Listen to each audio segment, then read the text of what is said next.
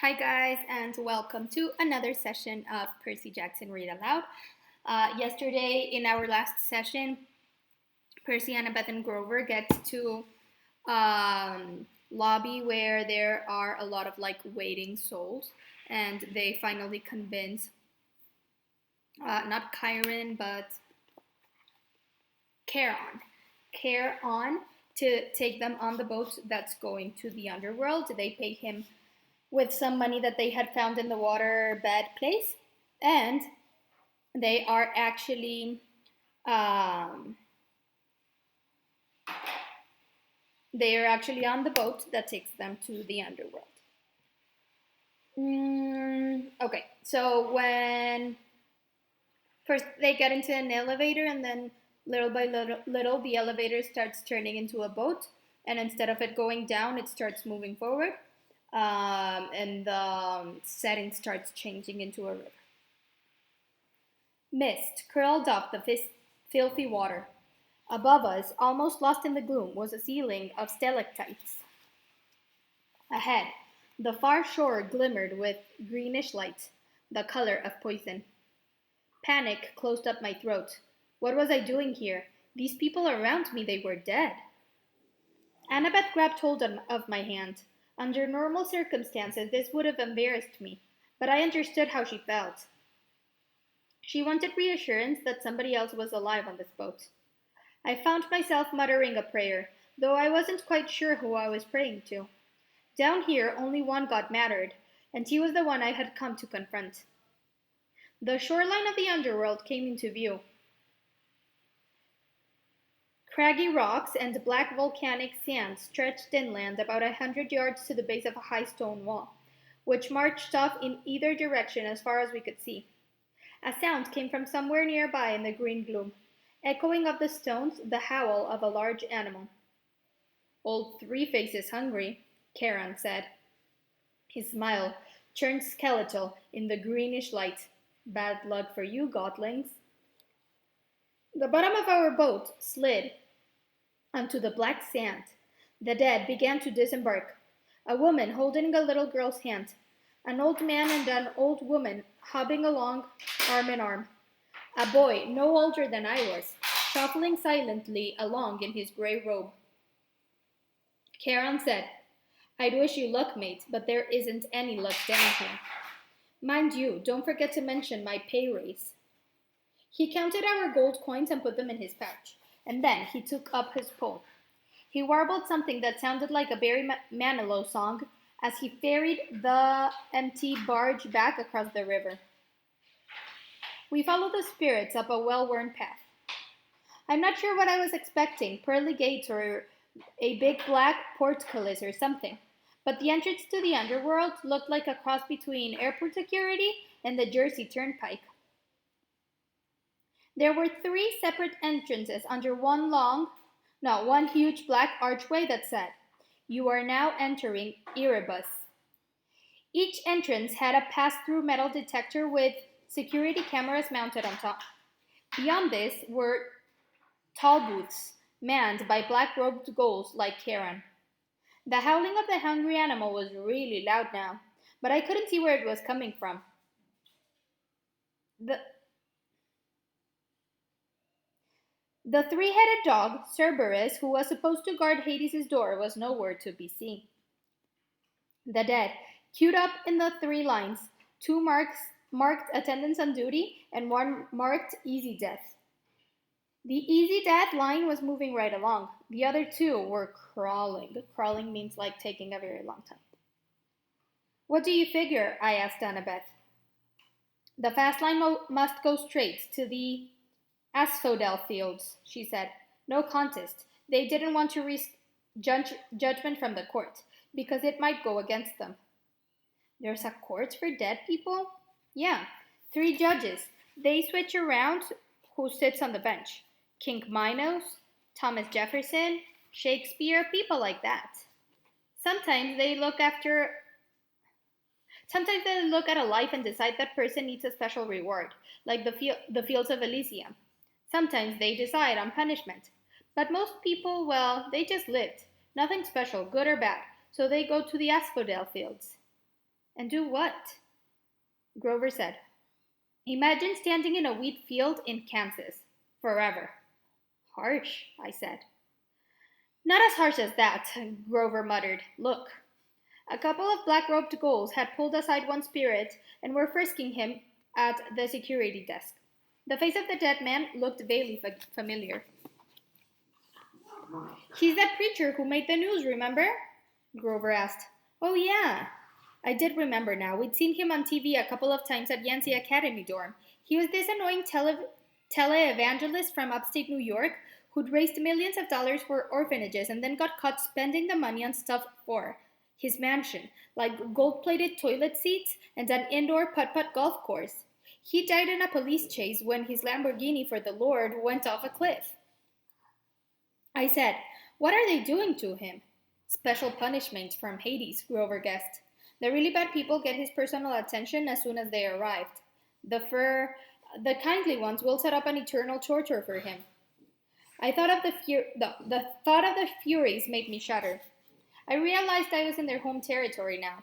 Old Mrs. Dodds would be licking her lips with anticipation. But if he's a preacher, I said, and he believes in a different hell. Grover shrugged. Who said he's seeing this place the way we are seeing it? Humans see what they want to see. You're very stubborn, persistent that way. We got closer to the gates. The howling was so loud now, it shook the ground at my feet, but I still couldn't figure out where it was coming from. Then, about 50 feet in front of us, the green mist shimmered. Standing just where the path split into 3 lanes was an enormous, shadowy monster. I hadn't seen it before because it was half transparent like the dead. Until it moved. It blended with whatever was behind it. Only its eyes and teeth looked solid, and it was staring straight at me. My jaw hung open. All I could think to say was, he's a Rottweiler. I'd always imagined Cerberus as a big black mastiff, but he was obviously a purebred Rottweiler, except of course that he was twice the size of a woolly mammoth, mostly invisible, and had 3 heads. The dead walked right in front of him, no fear at all. The attendant on duty lines parted on either side of him. The easy death spirits walked right between his front paws and under his belly, which they could do without even crouching. I'm starting to see him better, I murmured. Why is that? I think, Annabeth said, I'm afraid it's because we're getting closer to being dead. The dog's middle head craned toward us. It sniffed the air and growled. It can smell the living, I said. But that's okay, Grover said, trembling next to me, because we have a plan. Right, Annabeth said. I'd never heard her voice sound quite so small. A plan. We moved towards the monster. The middle head snarled at us, then barked so loud my eyeballs rattled. Can you understand it? I asked Grover. Oh yeah, I can understand it, he said. What's it saying? I don't think humans have a 4-letter word for that I don't think humans have a 4-letter word that translates exactly. I took the big stick out of my backpack, a bedpost I'd broken off Krusty Safari Deluxe floor model. I held it up and tried to channel happy dog thoughts towards Cerberus.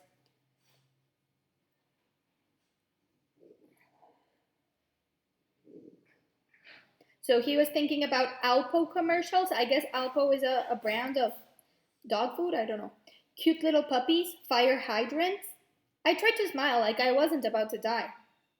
Hey, big fella, I called up. I bet they don't play with you much. Growl. Good boy, I said weakly. I waved the stick. The dog's middle head followed the movement. The other 2 heads trained their eyes on me, completely ignoring the spirits. I had Cerberus' undivided attention. I wasn't sure that was a good thing. Fetch! I threw the stick into the gloom, a good solid throw. I heard it go kerploosh in the river. Cerberus glared at me unimpressed. His eyes were baleful and cold. So much for the plan. Cerberus was now making a new kind of growl, deeper down in his 3 throats. Grover said. Percy? Yeah? I just thought you want to know. Yeah? Cerberus. He's saying we've got 10 seconds to pray to the god of our choice. After that, well, he's hungry. Wait, Annabeth said. She started riffling through her pack. Uh-oh, I thought. 5 seconds, Grover said. Do we run now? Annabeth produced a red rubber ball the size of a grapefruit. It was labeled Waterland Denver Company. Before I could stop her, she raised the ball and marched straight up to Cerberus. She shouted, See the ball? You want the ball, Cerberus? Sit! Cerberus looked as stunned as we were. All 3 of his heads cocked sideways. 6 nostrils dilated, so going out like this. Sit! Annabeth called again. I was sure that any moment she would become the world's largest milk-bone dog biscuit. But instead, Cerberus licked his 3 sets of lips, shifted on his haunches, and sat immediately crunching a dozen spirits who had been passing underneath him in the easy death line. The spirits made muffled hisses as they dissipated like the air let out of tires. Annabeth said, Good boy. He caught it in his middle mouth. It was barely big enough for him to chew, and the other head started snapping at the middle trying to get the new toy. Drop it, Annabeth ordered. Cerberus's head stopped fighting and looked at her.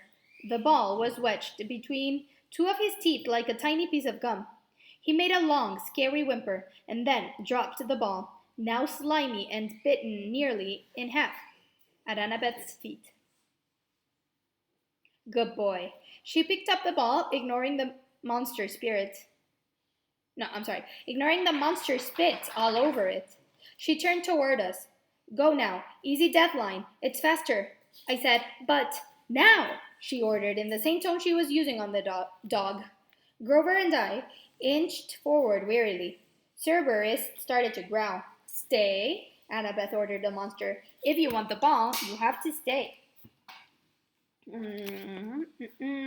Cerberus whimpered, but he stayed where he was. What about you? I asked Annabeth as we passed her. I know what I'm doing, Percy, she muttered. At least, I'm pretty sure. Grover and I walked between the monster's legs. Please, Annabeth, I prayed. Don't tell him to sit again. We have made it through. Cerberus wasn't any less scary looking from the back. Annabeth said, Good boy. She held up the tattered red ball and probably came to the same conclusion I did. If she rewarded Cerberus, there would be nothing left for another trick. She threw the ball anyway. The monster's left mouth immediately snatched it up, only to be attacked by the middle head, while the right head moaned in protest. While the monster was distracted, Annabeth walked briskly under its belly and joined us at the metal detector. How did you do that? I asked, amazed. Obedience school, she said breathlessly. I was surprised to see there were tears in her eyes. When I was little, at my dad's house, we had a Doberman. Never mind that, Grover said, tugging on my shirt. Come on. We were about to bolt through the easy death line when Cerberus moaned pitifully from all 3 mouths. Annabeth stopped. She turned to face the dog, which had done a 180 to look at us. Cerberus panted expectantly, the tiny red ball in pieces in a puddle of drool at its feet. Good boy, Annabeth said, but her voice sounded melancholy and uncertain. The monster's head turned sideways as if worried about her. I'll bring you another ball soon, Annabeth promised faintly. Would you like that? The monsters whimpered. I didn't need to speak dog to know Cerberus was still waiting for the ball. Good dog. I'll come visit you soon. I promise, Annabeth turned on us. Let's go. Grover and I pushed through the metal detector, which immediately screamed and set off flashing red lights. Unauthorized possession, magic detected. Cerberus started to bark. We bust through the easy death gates, which started even more alarms blaring, and raced into the underworld. A few minutes later, we were hiding out of breath in the rotten trunk of an immense black tree. As security ghouls scuttled past, yelling for backup from the Furies. Grover murmured, Well, Percy, what have we learned today? That 3-headed dogs prefer red rubber balls over sticks? No, Grover told me. We learn we've learned that your plans really bite. I wasn't sure about that. I thought maybe Annabeth and I had the right idea. Even here in the underworld, everybody, even monsters, needed a little attention once in a while. I thought about that as we waited for the ghost to pass. I pretended not to see Annabeth wipe a tear from her cheeks as she listened to the mournful keening of Cerberus in the distance, longing for his new friend. And that's the end of this chapter. I'm going to read about 5 minutes more of the next chapter, which is chapter 19. We find out the truth, sort of. Imagine the largest concert crowd you've ever seen, a football field packed with 1 million fans. Now imagine a field of 1 million times that big, packed with people, and imagine the electricity has gone out, and there is no noise, no light, no beach ball bouncing around over the crowd. Something tragic has happened backstage. Whispering masses of people are just milling around in the shadows waiting for a concert that will never start. If you can picture that, you have a pretty good idea what the fields of asphodel looked like. The black grass had been trampled by eons of dead feet. A warm, moist wind blew like the breath of a swamp. Black trees, Grover told me they were poplars, grew in clumps here and there. The cavern ceiling was so high above us it might have been a bank of storm clouds, except for the stalactites, which glowed faint gray and looked wickedly pointed. I tried not to imagine they'd fall on us at any moment, but dotted around the fields were several that had fallen and impaled themselves in the black grass. I guess the dead didn't have to worry about little hazards like being spared by stalactites the size of booster rockets. Annabeth, Grover, and I tried to blend into the crowd, keeping an eye out for security goals. I couldn't help looking for familiar faces among the spirits of Asphodel, but the dead are hard to look at. Their faces shimmer. They all look slightly angry or confused. They will come up to you and speak, but their voices sound like chatter, like bats twittering. Once they realize you can't understand them, they frown and move away. The dead aren't scary, they're just sad. We crept along, following the line of new arrivals that had snaked from the main gates towards a black tented pavilion with a banner that read, Judgment for Elysium and eternal damnation. Welcome, newly deceased. Out of the back of the tent came two much smaller lines.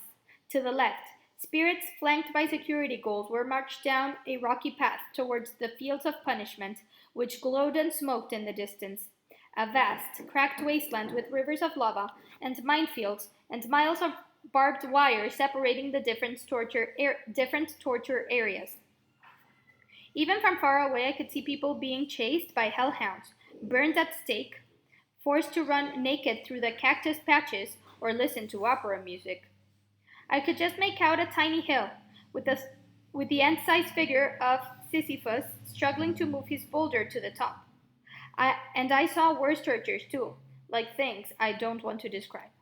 And that's all we have time for, guys. No, I'm kidding. I'm gonna read just a tiny more. The lines coming from the right side of the Judgment Pavilion was so much better. This one led toward the small valley surrounded by walls, a gated community, which seemed to be the only happy part of the underworld. Beyond the security gate were neighborhoods of beautiful houses from every time period in history, Roman villas and medieval castles and Victorian mansions. Silver and gold flowers bloomed on the lawns. The grass rippled in rainbow colors. I could hear laughter and smell barbecue cooking. Elysium. In the middle of that valley was a glittering blue lake, with 3 small islands like a vacation resort in the Bahamas. The Isles of the Blessed, for people who had been chosen to reborn 3 times, and 3 times achieved Elysium. I immediately knew that's where I wanted to go when I died. That's what it's all about, Annabeth said, like she was reading my thoughts. That's the place for heroes. But I thought of how people were there. But I thought of how few people were there in Elysium. How tiny it was compared to the fields of asphodel or even the fields of punishments. So few people did good in their lives. It was depressing. We left the Judgment Pavilion and moved deeper into the asphodel fields. It got darker. The colors faded from our clothes. The crowds of chattering spirits began to thin.